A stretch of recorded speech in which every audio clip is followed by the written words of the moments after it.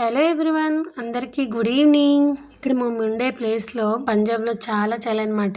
ఈరోజు ఇంకా వెదర్ ఖరాబ్ అయింది, దానివల్ల మంట వేసుకొని కూర్చున్నాం. ఇంకా ఆడవాళ్ళందరూ ఒక దగ్గర అయితే ఇంకా మీకు తెలిసిన విషయమే కథ ఎలా ఉంటుందో. అందరూ ముచ్చట్లు పెట్టామన్నమాట. ఎలా అలా కాదు, ఒక లాంగ్వేజ్ కాదండి, కానీ ఒక అండర్స్టాండింగ్ వల్ల అందరు కలిసి ఉంటాము. అది వచ్చేసి ఇక్కడ ప్లస్ పాయింట్ అనమాట. ఇక్కడ ఉన్న వాళ్ళలో ముగ్గురం తెలుగు వాళ్ళము, నలుగురం తెలుగు వాళ్ళం, ఇద్దరు హిందీ వాళ్ళు అనమాట. మా నలుగురు మాట్లాడుతుంటే వాళ్ళిద్దరు వింతగా చూస్తాను వీళ్ళు ఏం మాట్లాడుకుంటున్నారా అని. నేను మధ్య మధ్యలో హిందీలో ట్రాన్స్లేషన్ చేసి చెప్తున్నాను అనమాట. అమ్మలక్కలు చేరాక ఇంకెక్కడ లేని ముచ్చట్లన్నీ వస్తాయి. మన ఊర్లో అంత చలి ఉంటుంది, కానీ ఇంత మంట వేసుకుని కాచుకునే అంత చలి అయితే ఉండదు.